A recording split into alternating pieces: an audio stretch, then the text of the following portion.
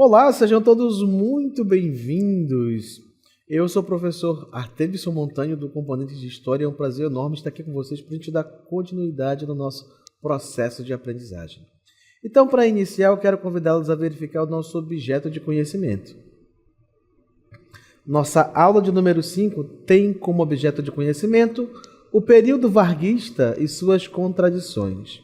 Para o nosso detalhamento, nós vamos dar um enfoque, tá bom?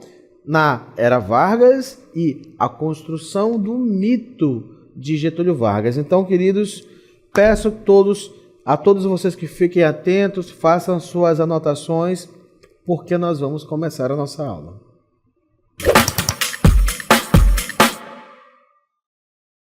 Certo, queridos? Então, para iniciar esse primeiro momento da aula, quero apresentar para vocês quem é a figura central dessa nossa conversa de hoje. Aqui, então, temos Getúlio Vargas, né, que foi presidente do Brasil por 2 vezes em 2 períodos diferentes, né? Iniciando em 1930 até 1945, chamado de primeiro governo Vargas, que será dividido em 3 fases também, né, subdivisões dessa fase, que a primeira vai de 1930 até 1934, sendo chamado governo provisório ali, né? Depois de 34 a 37 nós vamos ter um governo constitucional e depois de 37 a 45 nós vamos ter o chamado Estado Novo, tá bom? Então esse primeiro governo Vargas vai durar, pasmem vocês, apenas 15 anos. Então 15 anos de governo, né, dá para fazer pouquinha coisa. Mas, após esse período, vocês vão ver que ele vai voltar novamente ao cenário político como presidente já em 1961, já ali, tá bom? Por volta desse período, perdão, 51, tá? 1951. Então, queridos, nós vamos falar um pouco a respeito desse primeiro governo Vargas e essas fases que vão estar presentes aí nessas subdivisões desse primeiro governo. Mas claro que para a gente falar do governo tem que entender como se iniciou esse governo, tá bom? Então nós vamos fazer uma pincelada em alguns aspectos históricos que vão levar Getúlio Vargas ao cargo de presidente do Brasil. Então me acompanhem. A Era Vargas, de 1930 a 37, é a construção do mito de Getúlio Vargas. Então, esse é o recorte que nós vamos estar dando privilégio aqui nesse momento, desse nosso momento de aula, tá bom? De 30 até 1937, ou seja, os primeiros 7 anos desses 15, ok? Então, na nossa introdução, nós temos o seguinte texto. A Era Vargas, de 1930 até 45, que foi o período que durou esses primeiros 15 anos, foi um período marcante na história do Brasil, caracterizado por profundas transformações políticas, econômicas e sociais, tá bom? E claro que no meio de tudo isso, para que de fato isso se consolidasse, nós vamos ter uma mudança que vai ser muito necessária que ocorra nesse momento no Brasil, que é a questão, tá, de uma revolução. Então, para que se inicie o governo de Vargas, nós vamos ter como pontapé inicial dessa fase uma revolução, que é a chamada Revolução de 1930. Agora, por que ela aconteceu? O que é uma revolução? Tá?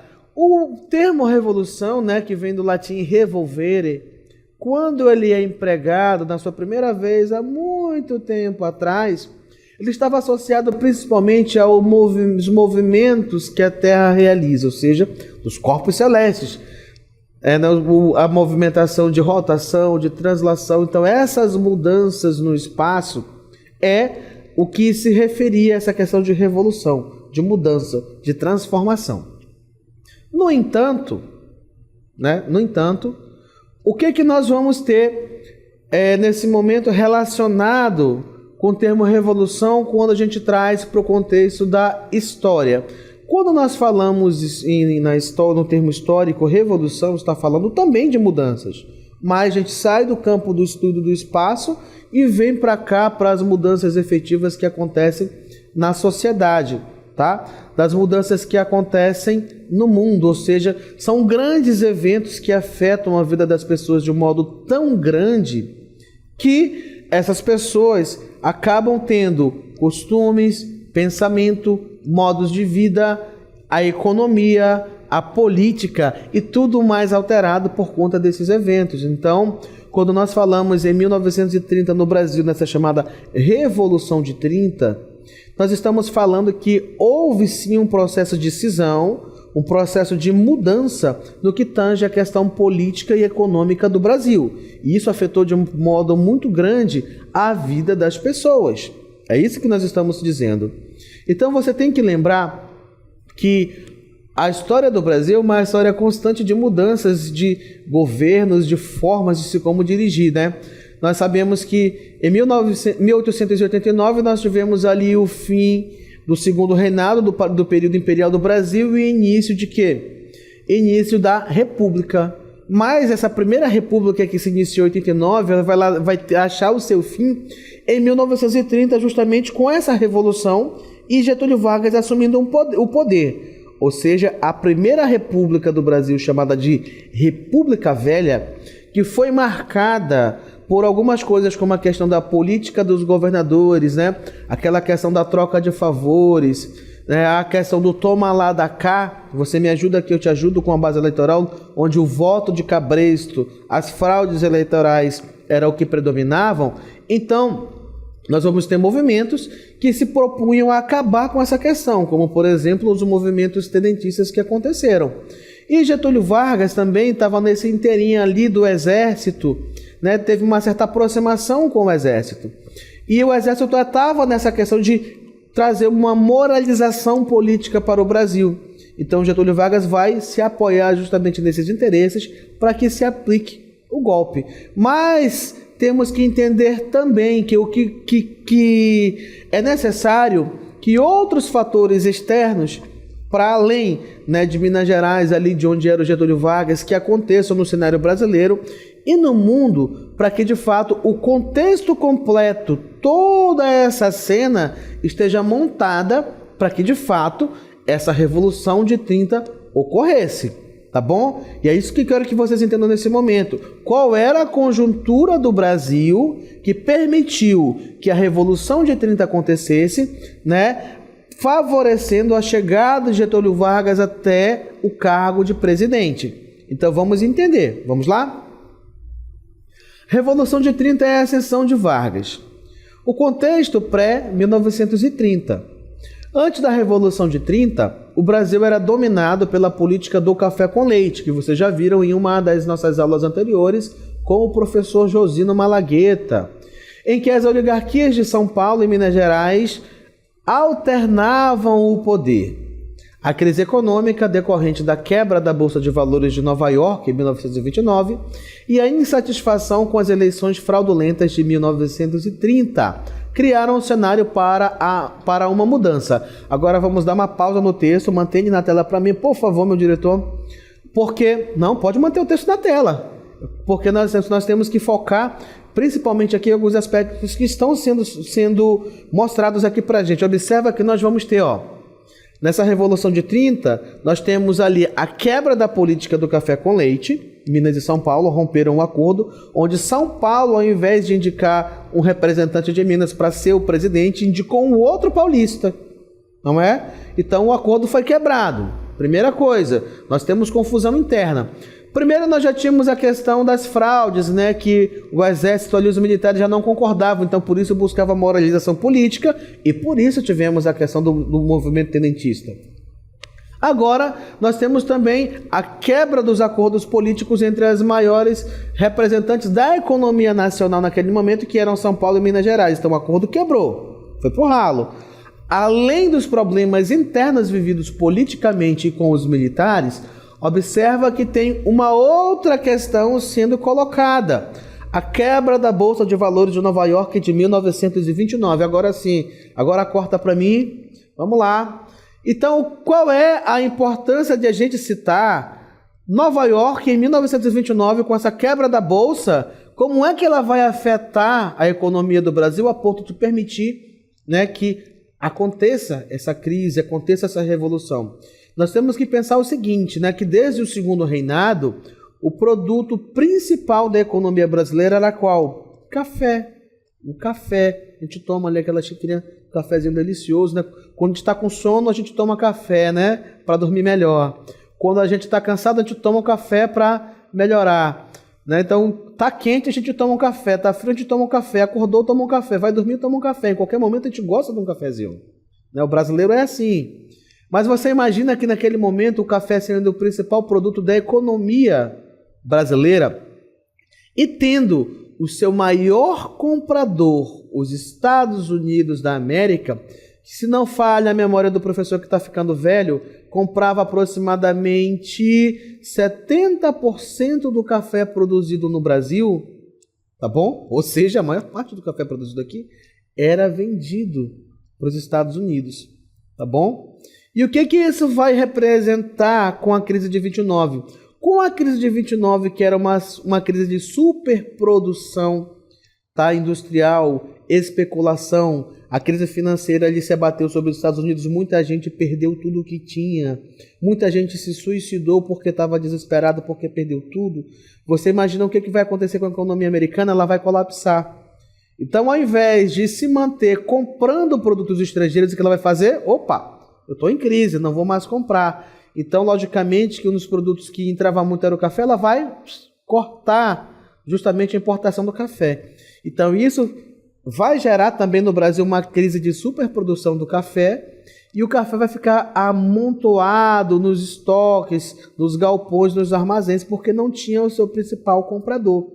Então, o Brasil também, por conta disso, entra numa crise financeira, proporcionando ainda mais descontentamento, então, com os políticos, com quem faz a economia girar, com quem faz a política girar. Então, o quadro de instabilidade política, econômica e também com os militares estava instaurado. É aí que se encaixa a Revolução de 30, sendo possibilitada de acontecer por conta dessa série de insatisfações com o governo até o momento. Ok? Continuando então, vamos lá, pode continuar nosso texto. Então aqui, ó, para vocês acompanharem comigo, vamos ter alguns detalhes do que foi essa Revolução de 30. Então, a Revolução e a tomada do poder. Liderada por setores militares e oligarquias dissidentes. O que é a oligarquia dissidente? É aquela que permaneceu ali, que vai para lá, vai para cá, que muda de direção, que muda em quem vai apoiar, né? Então, são dissidentes. A Revolução de 1930, depois o presidente da época, o Washington Luiz, e impediu a posse de Júlio Prestes, que era outro paulista, ou seja, o Washington Luiz tinha que apontar um candidato mineiro, mas ao invés disso ele apontou o candidato paulista também, Júlio Prestes, que ganhou as eleições, que no caso Getúlio Vargas era o outro candidato de Minas, junto com João Pessoa, mas eles perderam, o Getúlio Vargas estava por aí, estava tudo bem, mas os militares decidiram que não estava tudo bem e tomaram o poder. Então o que vai acontecer com isso? Eles vão colocar Getúlio Vargas no poder como chefe do governo provisório.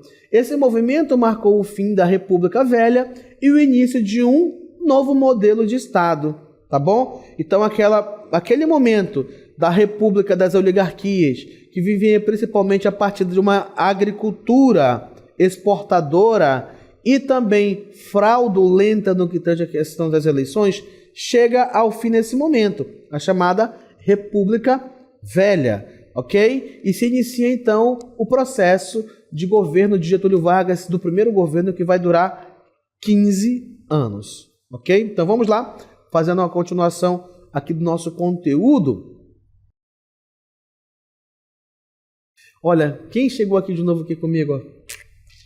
Essa figura. Agora você observa que ele mudou de trajes, não é? E vestido de militar. Por quê? Porque agora ele estava nas graças dos militares e do povo também. Principalmente a partir do momento que ele começar a implementar a sua política populista. Por que nós vimos ali que se inaugura um novo período na história do Brasil? Porque nós saímos da República das Oligarquias, da chamada República Velha, inicia-se agora o período da República Populista. O que é uma república populista? O que é fazer uma política populista? É aquela onde o governante ele é tão carismático, mas ele é tão carismático que você sente que ele é um parente seu, de tão íntimo e próximo que você se sente dele. Você sente um carinho por ele, você quer estar perto dele, se você puder chegar e beijar a mão dele, você chega e beija. Então é um político que conquista a cabeça e a mente das pessoas através das suas formas de fazer política. Tá? De modo bem simplificado, para tornar fácil o entendimento de vocês, é isso, tá bom? Então Getúlio Vargas vai assumir nesse momento. E por que eu citei para vocês que é uma grande ruptura nesse momento, não só na questão da política, né? Mas também na própria questão da economia, porque nesses primeiros 15 anos, Getúlio Vargas vai investir de modo muito grande também no campo econômico do Brasil para ter uma transformação, para sair daquele país essencialmente agrário que vive da exportação do café, para se transformar num país que agora vai investir no processo de industrialização. O Brasil, a partir desses primeiros 15 anos do governo Vargas, vai investir no processo de industrialização. Ao invés de apenas importar produtos industrializados, vai começar também mandar para fora esses produtos. Então nós vamos ter o início de uma política econômica chamada de nacional desenvolvimentismo e que vai perdurar por muitos outros governos, inclusive até os governos militares. Esse tipo de pensamento de nacional desenvolvimentismo vai continuar também, ok? Então vamos lá. Já que ele assumiu agora com a Revolução de 30, apoiado pelos militares, então nós chegamos à primeira fase, de fato, do governo Vargas, que é o chamado governo provisório, que vai de 1930 até 1934. E é onde ele vai, de fato, consolidar o seu poder, tá bom? Então, centralização política e reformas. Vargas promoveu uma série de medidas centralizadoras com a nomeação de interventores estaduais, enfraquecendo as oligarquias regionais. Além disso, criou o Ministério do Trabalho, Indústria e Comércio, buscando aproximação com os trabalhadores urbanos. No entanto, esse processo de centralização de Vargas, do poder e o início do processo de interventoria vai gerar um outro problema. Apesar de, no primeiro momento, parecer bom, porque ele vai estar no comando de tudo, nós vamos ter um outro problema que nós vamos ver na sequência. Então, aqui nesse cenário, nós temos um movimento que aconteceu em São Paulo, que foi a chamada Revolução Constitucionalista de 1932. Por quê? Porque Vargas não colocou os interventores. Lembra, interventor é alguém indicado pelo presidente, que era a maior autoridade política, para ir para um estado determinado para assumir o papel de governador daquele estado. Ou seja, quem tinha sido eleito de fato pela população para assumir essa vaga, vai sair, vai ser retirado e vai assumir o indicado pelo presidente, que é esse interventor, e só devia prestar contas a quem? Ao próprio presidente. Só que muitas vezes acontecia de esses interventores nem sequer serem daquele estado específico, de não entenderem as necessidades e muito menos se preocuparem em representar as vontades das elites locais. E isso era o principal problema associado a essas questões, porque o interventor não estava nem aí para o que a elite política e econômica local queria. E no estado de São Paulo isso foi tão sério que nós vamos ter essa Revolução Constitucionalista de 1932. Então, olha, a elite paulista, a elite, não era o povo, não era o trabalhador simples, mas a elite, insatisfeita com a perda de influência, liderou uma rebelião armada exigindo uma nova Constituição. Apesar da derrota militar, o movimento pressionou Vargas a convocar uma Assembleia Constituinte, resultando na Constituição de 1934, que consolidou seu mandato como presidente eleito indiretamente. Então, se até esse momento ele estava como governante provisório, agora ele vai ser um governo agora constitucional eleito, não de forma direta, mas indireta, para assumir de fato o cargo, Até afinal de contas a gente sabe que é um governo que estava centralizando o poder. Mas observa qual foi a grande jogada. A população em 32 de São Paulo exigia que se fizesse eleições, exigia que se fizesse uma nova Constituição. Por isso que a Revolução constitucionalista. Eles queriam, então, uma nova Constituição que permitisse se ter mais liberdade política, principalmente a elite. Vargas deixou acontecer em 32? Não, ele foi e reprimiu duramente, através da força, esse movimento. Mas ele forma uma Assembleia Constituinte que vai redigir uma nova Constituição que vai, né, ser promulgada em 34. E adivinha? Atendendo aos pedidos da população. Ou seja, é uma jogada. A população, ele sabia que a população queria. Brigaram por isso, mas ele deu? Não deu. Ele deu no momento dele em que ele sabia que ia ser mais vantajoso. E dessa forma, indiretamente, também ele garantiu se tornar o presidente de forma constitucional do Brasil, dando início, né, a um novo momento da política no cenário nacional, que é justamente agora o governo constitucional, que é a segunda fase do governo de Vargas, que a gente vai começar a falar também. Então, o governo constitucional de 1934, que vai até 1937, e a preparação para o Estado Novo. Então, alguns historiadores, né, ao analisar a política de Vargas, ao analisar esse período, dizem que na verdade, o ano de 1934 até 37, esses anos, esse período do governo, pode ser chamado de, na verdade, o período de gestação para o Estado Novo, né? Então, o bebê era o Estado Novo e o período da gestação foram esses anos aí de 34 a 37. E como é que o Vargas vai conseguir aplicar um golpe nele mesmo? Você vai entender como, né? Parece até engraçado, mas, de fato, é um golpe que ele aplica contra ele mesmo. E vamos entender o porquê. Então, vamos lá ao nosso texto. Tensões políticas e radicalização. Nesse período, o Brasil viveu um clima de polarização entre esquerda e direita. Será que é alguma novidade essa polarização? Não, infelizmente não, né? Ela está presente na história desde que o mundo é mundo, desde que o homem aprendeu o que é política, os homens brigam por poder político, não é? Independente do período. Então, o que tinha presente nessas ideias, nesse momento, nessa briga entre esquerda e direita? Vamos ver, nesse período, o Brasil viveu um clima de polarização entre a esquerda, como a Aliança Nacional Libertadora, a ANL, e a direita, que eram os integralistas.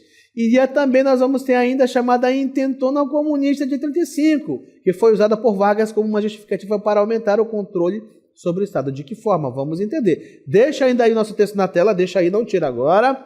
Olha só. Primeiro, a Aliança Nacional Libertadora, ou a ANL, ela era formada principalmente por pessoas que tinham uma tendência política comunista, tá? Comunista. E os integralistas, eles eram formados em sua base por pessoas que tinham uma tendência fascista, tá? Se você não lembra, o fascismo foi um modo de governo, né? Uma política de governo, né? Autoritária, que surgiu aonde, professor? Lá na Itália, com Benito Mussolini, onde minorias foram perseguidas, onde os direitos civis foram cassados, e você apenas dizia se senhor e não senhor para as ordens do governante, tá? Então, se você for pegar para estudar o período entre guerras, tá? Depois de 1918 até 1928, 30 ali, né? Antes da Segunda Guerra Mundial, é o período de ascensão, tá? Dos chamados estados totalitários dentro da Europa, dentro dos quais nós vamos ter o nazismo na Alemanha e o fascismo na Itália, que era a inspiração do movimento integralista no Brasil, tá bom? Então essas disputas entre comunismo, fascismo, tudo já estava presente aqui no Brasil nesse momento. Não é novidade. A Intentona Comunista, então, vai ser um movimento também que planejava tomar de assalto o poder no Brasil, mas que foi duramente reprimido, não conseguiu o resultado que queria. Mas é aí que o Vargas tinha a grande sacada de aplicar o golpe nele mesmo. Sim, de que forma, professor? Bem, ele viu que o comunismo estava presente, que nesse momento, né, Nós tínhamos ali uma polarização no mundo acontecendo de Estados Unidos e União Soviética já se destacando, se preparando para quê? Para uma Segunda Guerra Mundial? Exatamente. Segunda Guerra Mundial. Esse período que a gente está vendo aí é o período entre elas. Mas essas ideias já estavam presentes no mundo. E o que o Vargas vai fazer? Ele vai forjar uma carta com um suposto plano comunista que queria matar os governantes, ia matar o presidente e assumir o poder no Brasil. O chamado Plano Cohen. Essa carta já foi comprovadamente, marcada como falsa. Esse plano nunca existiu. Foi um plano do Getúlio Vargas para, a partir dessa suposta ameaça comunista, fazer o quê? Pegar o exército, botar nas ruas e declarar um estado de sítio, um estado de emergência. E com isso, ele passava a controlar tudo agora de modo máximo. Ou seja, ele passava a ser a principal autoridade e ninguém podia mandar, desmandar mais do que ele. E assim, nós temos início, então, ao chamado Estado Novo no Brasil, que é o chamado período ditatorial ou ditadura de Vargas. No entanto, nós temos que pensar que ele não era de fato comunista, também não era fascista. Ele era um presidente populista, com aquelas características que eu citei para vocês, que ele cativava corações e mentes da população. Por isso que a gente vai ter que pensar e lembrar que, como a gente vai ver aqui na nossa próxima imagem, o trabalhador também mantinha o seu lugar no coração do presidente, né? E principalmente dentro do Estado Novo, ok? Então vamos entender um pouco do que aconteceu a partir desse momento. Olha só. Aqui é o pessoal com essa faixa aqui, ó. O trabalhador também tem o seu lugar no Estado Novo, porque nesse momento o Vargas vai continuar progressivamente trazendo benefícios, direitos trabalhistas para a população. Por quê? Porque ele queria manter essa população cativa a ele, tá bom? Então o golpe de Estado, ou melhor, o golpe do Estado Novo de 1937.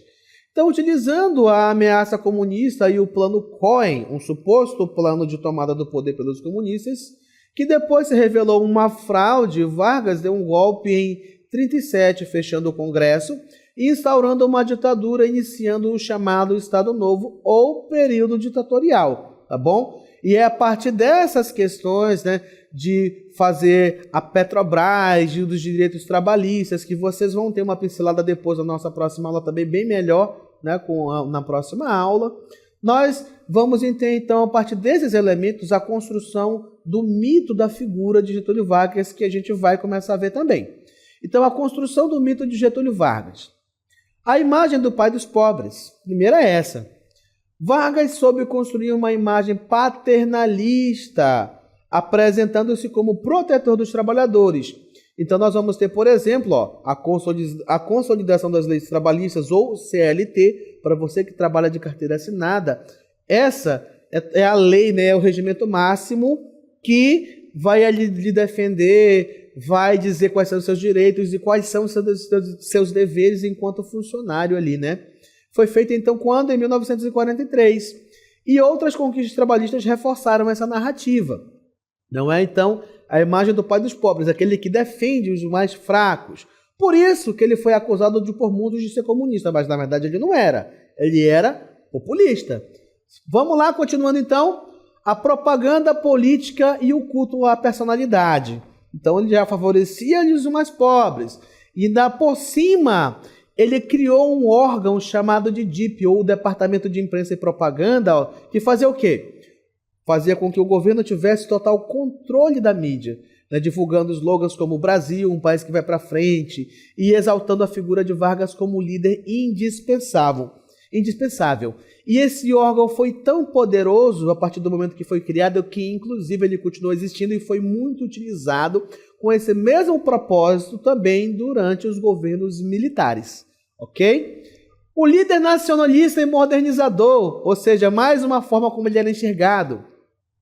Sua política econômica, com a criação de empresas estatais como o Vale do Rio Doce e a CSN, né, da siderúrgica, a questão da siderúrgica nacional, associou seu nome ao desenvolvimento industrial e à soberania nacional. E assim chegamos à nossa conclusão. A era Vargas de 30 a 37 foi um período de rupturas e transformações. em que Getúlio Vargas soube manipular as circunstâncias políticas para consolidar o seu poder.